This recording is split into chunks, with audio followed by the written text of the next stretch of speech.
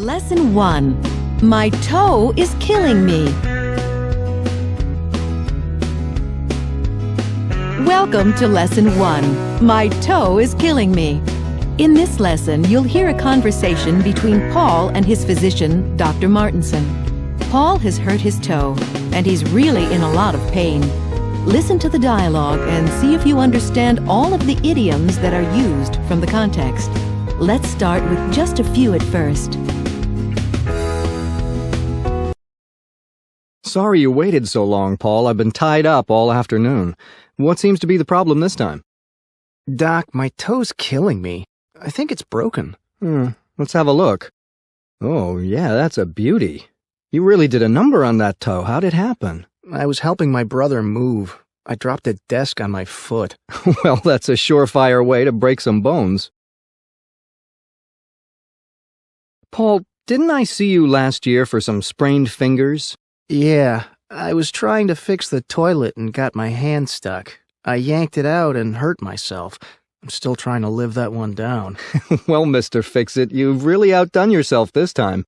You won't be walking with this foot for 8 weeks. That's impossible. I have a camping trip scheduled for 6 weeks from now.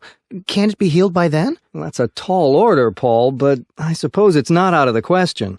With a lot of rest now, and intensive physical therapy, you just may be back in the saddle again in 6 weeks. But the therapy requires a lot of work and time, and specifically following the doctor's orders. Can you handle that? Piece of cake. But listen, even if you are walking by then, you've got to take it easy during the trip. No climbing trees or jumping across streams or anything. You really need to baby this leg for a while. Sure thing. Well, Paul, let's get you bandaged up. We'll have you hobbling out of here in no time. Now, I want you to keep an eye on the swelling in the rest of the leg and foot, and get in touch with Dr. Phillips. She's the physical therapist. Okay, Doc. Should I drop by here another day? Yes, we're going to want to follow up on this in about 2 weeks. I'll schedule an appointment with the receptionist. Thanks. Bye, Doc. You're welcome. And Paul, take it easy, would you? Yes, I will. I promise. Lesson 2. Tying the knot. Welcome to Lesson 2. Tying the knot. In this lesson, you'll hear a conversation between Matt and Allison, a couple engaged to be married, and Mike, a friend of the groom's.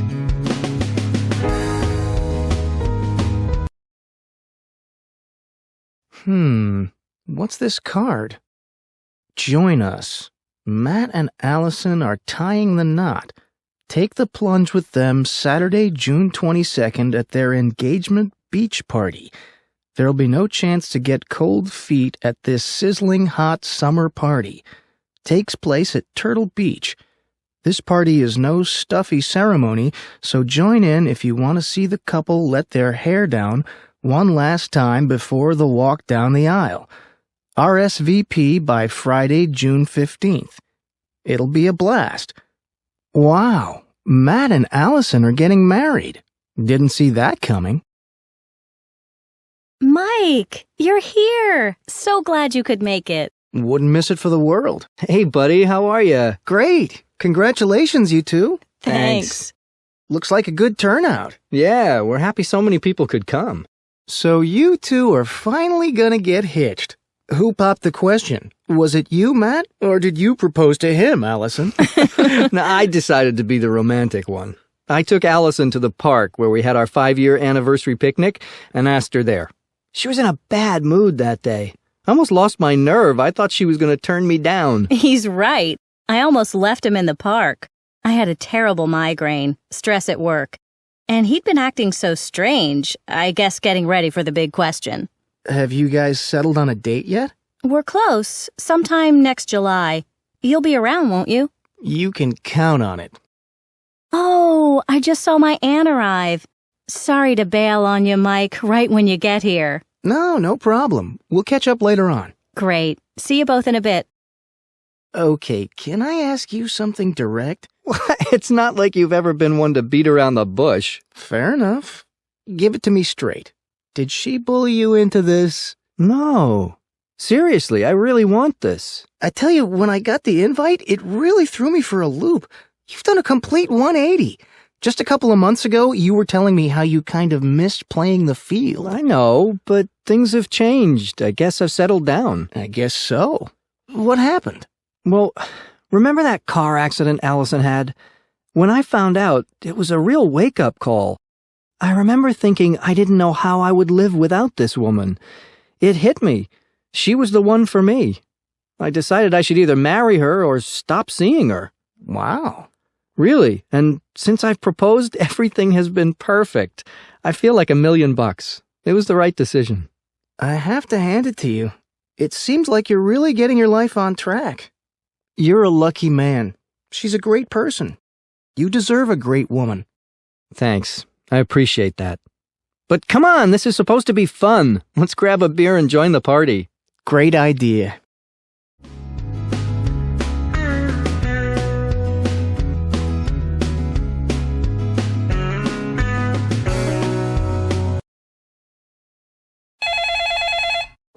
Hello? Hey, Giovanni. It's Bree. Hey. You know, Dad's birthday is coming up in 4 days. Oh, man, I almost forgot. It really sneaked up on me this year. Yeah, I thought it might have slipped your mind. So, I was wondering, do you want to go in on a gift for him with me? Yeah, sure. But I don't have a clue what we should get him. Me neither. I was thinking we could go to the mall and look around. Maybe something will turn up. When do you want to go? Friday good? Sounds like a plan. See you then.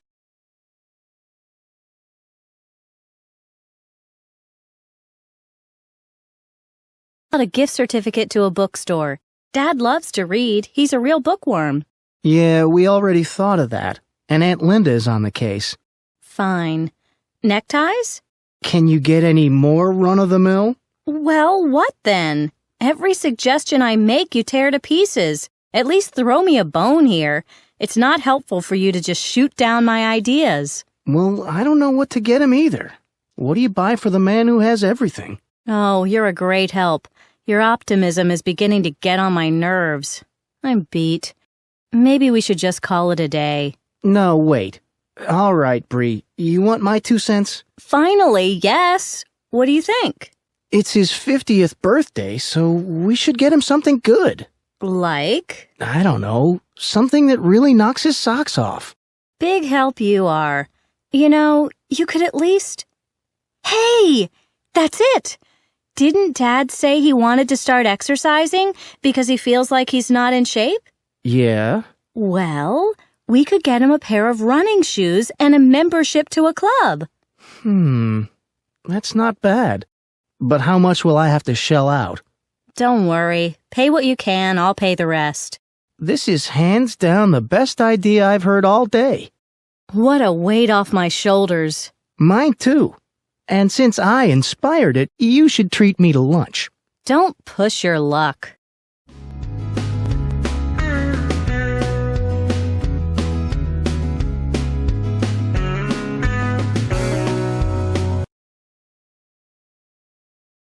Don't we get off here? At this exit? Beats me. You said you had the directions covered. Yep, but I'm also driving right now. Just look in the glove compartment. I think I put them in there. They're not here. They should be. Let me see. Oh, man, I took them out to double-check something and forgot to put them back in. It must have slipped my mind. So we're lost? That's great. It's no big deal. We can call or ask someone for directions. This is typical. Why did you say you'd handle the directions if you weren't going to handle them? Look who's talking. The only reason I said I'd handle them is because I knew you couldn't be counted on. Me? You gotta be kidding. You're the one who doesn't give a damn about anyone around you. All right, let's not fly off the handle here. We just need to get directions. There's no reason to make a mountain out of a molehill. What's the deal?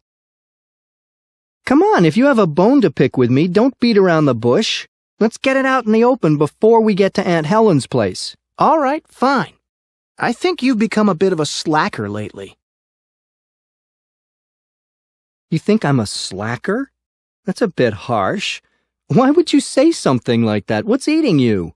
Well, for instance, last week you needed to borrow one of my shirts for work because you didn't bother to plan ahead and buy one yourself. It's just a shirt. Are you really that bent out of shape over my borrowing a shirt? You need to lighten up a bit, Rob. It's not just the shirt, Andrew. It's that you lean on everyone else and expect them to pick up your slack. You don't take responsibility. You're always passing the buck. That's insane. I needed a shirt for a new job. If I were such a slacker, I wouldn't even have a job. Okay, let's talk about the job then. What about it? Well, I got you that job. I hooked you up with a great job at a place where I've worked for 3 years. And I've thanked you for it like 1,000 times. Yeah, but what you do there reflects on me. If you screw up, it really gives me a bad name. How am I screwing up? I work my tail off there. Sometimes, yeah, but you also sit around twiddling your thumbs a lot, too. Oh, that's bull. No, it's true. And you also seem to find a lot of time to chat up the pretty girls who walk in instead of doing your job. I'm a salesman. I'm supposed to talk with the customers. But it's the same thing at home. You're still living with Mom and Dad, and you hardly ever lift a finger around the house to help out. You're 22 years old, and your room looks like a train wreck. You don't even pitch in with groceries. That's not true at all. And how would you know? You're not even there. I have eyes, Andrew. I can see. You still act like a child sometimes. Oh, you need to get off your high horse, Rob. You're the one acting like a child. You're still trying to show everyone up like little Mr. Perfect. You were a goody-goody as a kid and you haven't changed since. Hey, what do you know? What? While we were at each other's throats, you somehow managed to get us to Aunt Helen's. Oh, yeah, that's her house there. Pretty good for such a slacker. Just park the car and give it a rest for now. Gladly. Just don't criticize my parking job. Ugh, a ride home is gonna be long.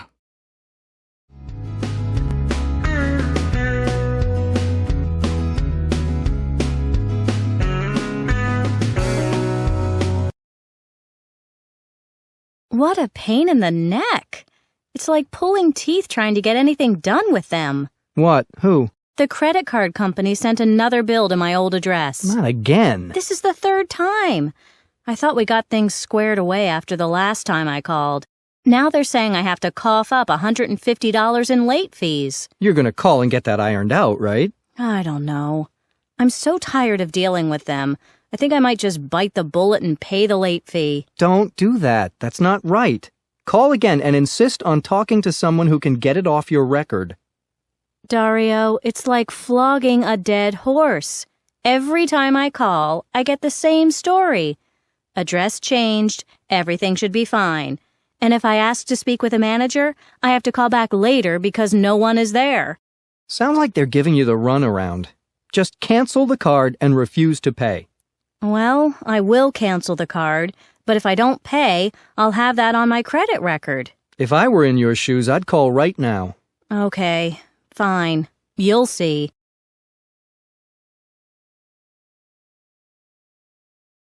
Hello, my name is Curtis. How can I help you today? Hi, Curtis. I got a bill saying that I owe late fees, but the problem is that your company keeps sending statements to my old address, so the payment is already late by the time I get them, and... Okay, let me just pull up your account. Just one moment. Okay, there we are. I see that your address is listed as 47 Maple Terrace. Yeah, that's my new address, but the statements are still being sent to the old one. Okay, let me just put through a change of address and we'll... No, Curtis. I've been down that road before. A few times, in fact. I really just want to have these late fees taken care of. Obviously, I shouldn't have to pay them. I understand, ma'am, but unfortunately, I don't call the shots in that area. Okay, then I'd like to talk to someone who does. All right, ma'am, if you'll just hold on... Oh, Curtis, please don't put me on hold. I've been trying to take care of this problem for weeks now, and I'm really at my wit's end. I need to speak to someone right now. I'm sorry, ma'am, but no one is available right now. If you'll just hold... Curtis, look, I don't mean to get on your case personally, but I feel like I'm just spinning my wheels every time I talk to someone in customer service. I'm very dissatisfied and I'm very frustrated. I've got a good mind just to cancel my card. I'm really sorry you feel that way, ma'am. You are a valued customer and— Curtis, please don't feed me that line. If I'm such a valued customer, why can't anyone take care of my problem? It really is beyond me how your company can call me a valued customer but continue to— Ma'am, I'm really sorry, but my hands are tied. If you'll just let me put you on hold or call back later, I'll be— Call back later? Are you out of your mind? Wait. You know what? I'm not going to take out my frustration on you. I know it's not your fault that you just work there, but I've really had it with your company. I'd like to go ahead and cancel my card. Okay, ma'am. I'm sorry to hear that, but I do understand. I'm going to transfer you to our cancellations department, so if you'll just hold on— Oh, for crying out loud!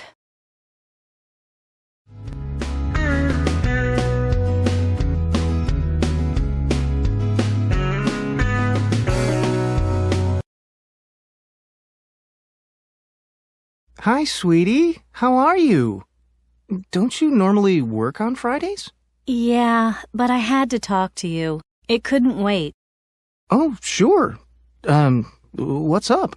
Well, I need to get something off my chest. That's good, because there's been something on my mind, too. Let me go first. This is important. Okay. I'm sorry to spring this on you, but I think we should break up. Wow. That's big news. Well, why do you want to dump me? I suppose it would be fair of me to give you a reason. Well, yeah. This comes out of nowhere. A reason would be nice. I'm breaking up with you because you've become a real couch potato. All you do is watch TV. And the only thing you like to watch on TV is cartoons. But I thought you were crazy about cartoons. Remember that time we saw the movie A Bug's Life? You were smiling during the whole thing, and you were in seventh heaven for the rest of the night. Didn't you enjoy it? I thought it was cute, but then I moved on. You're still obsessed with cartoons. Well, what else? You've really let yourself go, too. We used to go biking and play tennis, and now you just sit around eating cereal watching your cartoons. So, I don't turn you on anymore? Isn't it a bit shallow to break up with someone just over looks? But that's not all. You never want to go out and do anything. We stay here all the time, and your apartment is a pigsty. You never do the dishes or the laundry. There are empty pizza boxes from 2 weeks ago on your kitchen table. It really drives me up the wall. But we've been going out for 2 years now, and I've never exactly been tidy. Why didn't you bring this up sooner? I thought it was cute at first. I thought I would get used to it. Later, I thought you would grow out of it. Anyway, that's not the point. I just don't want to see you anymore. So, you said you had something you wanted to tell me. I suppose how you hate that I try to control your life and change you. No. Actually, I wanted to ask you if you knew where I left the remote control for the TV. I haven't been able to find it for weeks. It figures.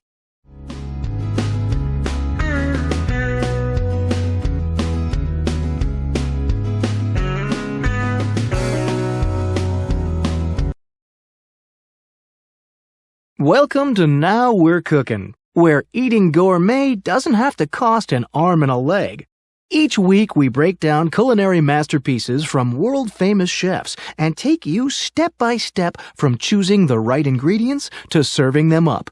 Today we've got a lasagna by our guest chef Vincent Charbel that will knock your socks off. I mean, it's really out of this world.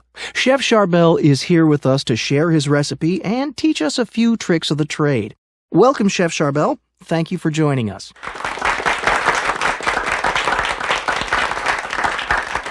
Thanks for having me, Brian. The lasagna we'll make today is your own recipe? Yes? And we'll make it all from scratch. Certainly, and all with fresh ingredients. That's really the secret to top-notch cooking.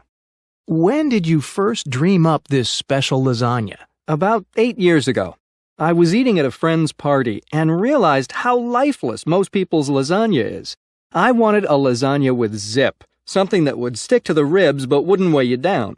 So I went home that night and baked about 15 trays of it until I came upon this recipe. Incredible! It took some time, but you really came up with something unique. Well, let's get started. As usual, here on Now We're Cooking, to prove that even amateurs can make meals to die for, we invite a member of our studio audience to lend a hand in the preparation of the dish. Today we have Beatrice from San Diego. Welcome, Beatrice. Hello. Are you ready? I'm really a terrible cook. That's why you're here, Beatrice, to show the world that you too can make exquisite food. Just give it your best shot. Okay, I'll try it. I guess the proof is in the pudding, or at least the lasagna in this case. That's right. Okay, let's take a short commercial break and then we'll pick up with our lasagna where we left off. Hello, welcome back to Now We're Cooking. During the commercial break, we mixed the cheeses and spices, boiled the noodles, and made a sauce from homegrown tomatoes. So now we're ready to put this baby together. I think I overboiled the noodles. No, Beatrice, you did fine. You caught them in the nick of time. Well, that brings up a good point. For lasagnas or any pasta dish that will be baked or reheated later, you want to undercook the noodles. This prevents them from getting soggy when you recook them later. Absolutely, Brian. So, let's get to it. You might notice that Beatrice has laid out the noodles flat while we were waiting to use them. This is so they don't dry in weird positions before we get a chance to put the lasagna together. Great. Now, the rest of this is really a piece of cake. You said it.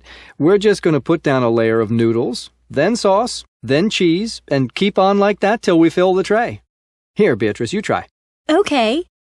Now, to give this lasagna some kick, you want to lace the lasagna throughout with a grated cheese that has bite. Beatrice is using a nice, robust pecorino cheese. Looking good, Beatrice. Thanks. While Beatrice finishes up here, I'll show you a tray that I finished and baked ahead of time. Let me help you. Can our cameras get a shot of that?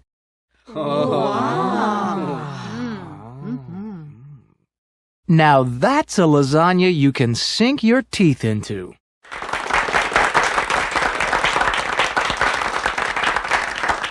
Thanks, Mr. Charbel. That's all for our show today. Folks, as always, don't forget what we always say here at Now We're Cooking. The devil's in the details, and the secret's in the sauce.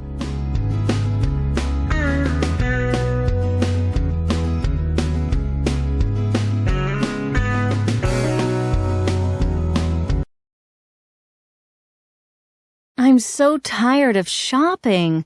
Trying to find the perfect clothes for me out of the hundreds of things we've seen is like looking for a needle in a haystack. Oh, don't exaggerate. We haven't seen that much. Hey, look. That place looks nice. Let's check it out. I don't know. Those clothes in the window aren't exactly my cup of tea. Plus, it looks expensive. We'd probably have to pay through the nose for anything we find. Did you wake up on the wrong side of the bed this morning or what? Don't be such a wet blanket. You're the one who's always complaining about your clothes being out of style. I let you drag me out shopping so you can keep up with the trends, so this is all for you, not for me. Okay, you're right. We'll give it a try. Hey, look at this blouse. Do you want to try it on? Wow, it's a bit low cut, don't you think? And you can see right through it. Won't leave much to the imagination. I don't know. I think it might be kind of hot. Forget about it. I'm not wearing that in public. It would turn too many heads, and you know you're the jealous type. Well, in private then. Oh, just drop it. Okay. What about these pants? Those aren't bad. Wait, let me see the price. Right, just as I thought. Unless you want to cough up $150 for a pair of pants. I don't think so. All right. How about these jeans? Nice cut, basic, they don't cost an arm and a leg. Yeah, but they look like cheap knockoffs. If I'm going to wear bargain basement clothing, I want to be the only one who knows it. Oh, come on, these look fine. And besides, why do you give a darn what other people think? Didn't you always used to say that the clothes make the man? Well, now I'm reformed. I just throw on whatever's clean and out the door I go. Well, I like to make a nice impression, to come off as someone who cares about the way she looks. Speaking of which, check out these pants. They're really great. Yeah, but these pleats, all these pockets, they're a bit busy. I think they're unusual, really one of a kind. Why don't you just try them on? You might like them. Oh, all right. Hand them over. I'll try them on. Well, let's have a look. Can I see them on you? What do you think? I don't think they're me. I told you it would be impossible to find... I hate to burst your bubble, but those pants look great on you. They fit you like a glove. Why are you frowning? We finally found something that looks great. Now we have to find a top to go with it.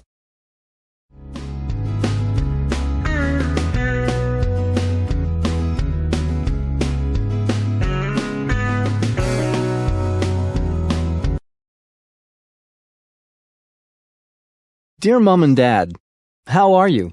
It's the end of the semester and I'm really under the gun. I'm up to my eyeballs in work. The amount of reading my professors assign is ridiculous, and as you know, I thought I'd try my hand at a new sport and joined the university's rowing team this semester. With that decision, I may have bitten off more than I can chew. Between school, my job, and that, the only time I find to study is late at night. I'm burning the midnight oil 6 days out of 7.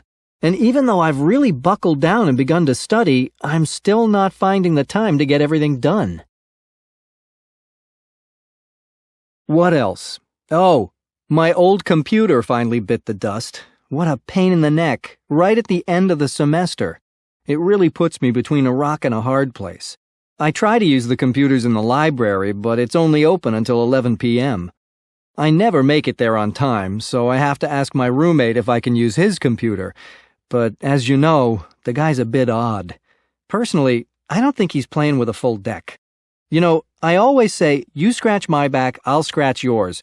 But the favors he asks of me are usually outrageous, and he then gets mad if I don't agree to them. The other day, he asked to borrow my car for a 6-hour drive to visit his girlfriend for the day. When I said no, he blew up at me.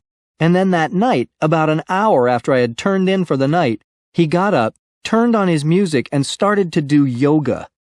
Anyway, money's not so good now that I have to save for a new computer. I don't want to cut corners and buy a cheap computer because I'd just have to replace it soon anyway. On a more positive note, I'm all about this rowing thing. I wanted to be on the competition team next semester, but thought I didn't have a prayer, since for most of the guys on that team, rowing is old hat. They've been at it since they were kids, and I'm still green. But Coach said yesterday that if I keep at it, I'm a shoo-in for a position on the competition team. That made my day. Well, that's all for now. I'll write again soon. Love, Brad.